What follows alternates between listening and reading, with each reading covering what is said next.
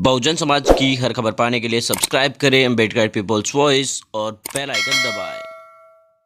मैं उत्तराम लोली आप देखना शुरू कर चुके हैं अम्बेडकर पीपल्स वॉइस। आप सभी को पता है कि लोकसभा चुनाव से ठीक पहले बहुजन समाज पार्टी की सुप्रीमो मायावती जी और समाजवादी पार्टी के राष्ट्रीय अध्यक्ष अखिलेश यादव के बीच गठबंधन हुआ था। सपा बसपा का यह गठबंधन काफी ज्यादा लोकप्रिय हुआ और लोगों को यह भी लगा कि उत्तर प्रदेश की राजनीति में यह गठबंधन काफी ज्यादा गुल खिलाएगा। लोगों को यह भी लगा कि यह गठबंधन काफी ज्यादा सीटें जीत कर आएगा। और आपको बता दें कि सपा और बसपा के वोटों को भी जोड़ने की कोशिश करें तो करीब 55 से 60 सीटें जीतने की उम्मीद थी, लेकिन उसके बावजूद भी है वो उपेक्षा अनुरूप जो परिणाम है वो नहीं आए और इसके कारण बहुजन समाज पार्टी की सुप्रीमो मायावती जी ने चुनाव के नतीजों आने के बाद गठबंधन को खत्म कर दिया या खत्म करने की घोषणा कर दी। उसके बाद उन्होंने साफ तरीके से कहा था कि सपा के राष्ट्रीय अध्यक्ष अखिलेश यादव डिंपल यादव के साथ उनके जो पारिवारिक संबंध है वो यथावत हमेशा रहेंगे और उस समय उन्होंने संकेत भी दिए थे कि आगे आने वाले टाइम में जब सपा बसपा का वापस गठबंधन हो भी सकता है।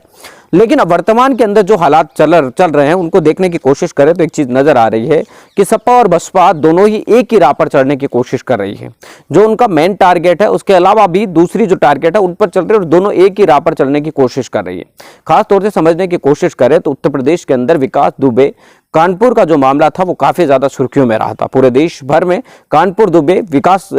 दुबे कानपुर वाला जो है सुर्खियां बटोरने में कामयाब रहा और इसके बाद खास तौर से ब्राह्मण समाज के लोगों ने उत्तर प्रदेश के अंदर प्रदर्शन किए, धरना प्रदर्शन किया और उत्तर प्रदेश की सरकार पर यह निशाना साधा कि उत्तर प्रदेश की जो सरकार है वो ब्राह्मणों के विरोधी है और ब्राह्मणों पर लगातार अत्याचार बढ़ रहे हैं। इसके बाद जो है बीजेपी की तरफ से राम मंदिर के निर्माण की नींव रख दी गई और इस निर्माण नींव के बाद समाजवादी पार्टी के राष्ट्रीय अध्यक्ष अखिलेश यादव ने एक बैठक बुलाई ब्राह्मण नेताओं के साथ बैठक बुलाने के बाद उन्होंने घोषणा की कि उत्तर प्रदेश के तमाम जिलों के अंदर परशुराम की मूर्तियां लगाई जाएगी जो कि ब्राह्मण समाज के आराध्य माने जाते हैं।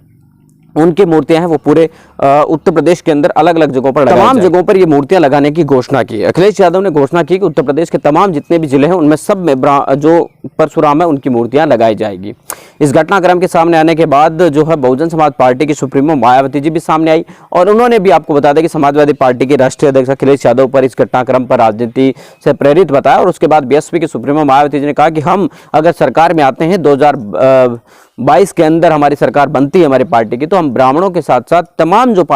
धर्म है जातियां हैं उनके बड़े बड़े महापुरुषों की जो हमारे से मांग करेगा उन तमाम को मूर्तियां लगाई जाएगी, उनके नाम पर अस्पताल खोले जाएंगे, उनके नाम पर स्कूल खोले जाएंगे और जो रहने के लिए आवास है वो भी खोले जाएंगे। ये घोषणा बहुजन समाज पार्टी की सुप्रीमो मायावती जी ने कर दी। अब बात यह है कि उत्तर प्रदेश के अंदर जो वोट बैंक का हिसाब हम देखने की कोशिश करें तो सपा का वोट बैंक जो आप लोगों को पता है कि किसको माना जाता है और बसपा का किसको माना जाता है ये तो खास है। और दोनों ही पार्टियों का अगर हम उत्तर प्रदेश की बात करें तो हाल के चुनाव में हम जोड़ने की कोशिश करें तो 20-20% इन दोनों पार्टियों के पास वोट बैंक हासिल है।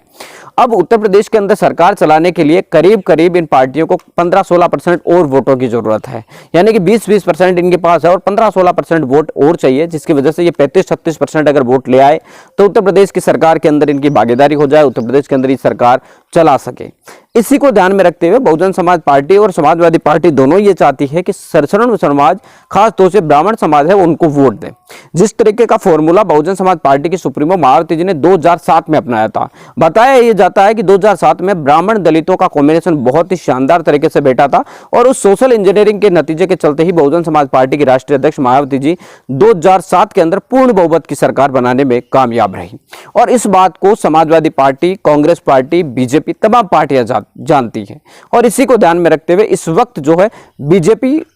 और कांग्रेस का जो मूल एजेंडा है वो तो आप सभी से छुपा हुआ नहीं है, उसमें कोई अलग थ्योरी है ही नहीं, क्योंकि उनका तो साफ साफ एजेंडा है कि वो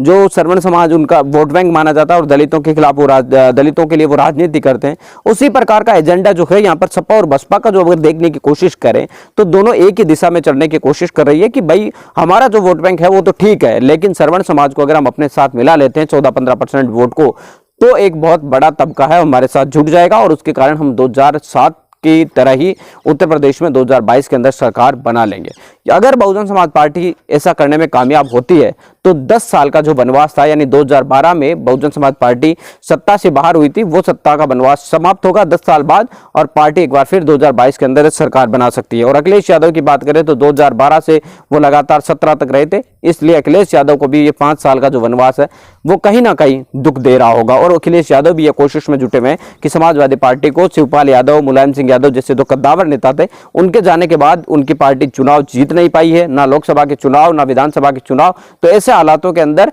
पार्टी को मजबूत बनाना अखिलेश यादव के लिए भी काफी ज्यादा जरूरी है, क्योंकि सपा और बसपा दोनों को अपना अस्तित्व भी तो बचाना ही है, साथ ही साथ में ये भी जरूरी है कि वो आगे आने वाले दिनों के अंदर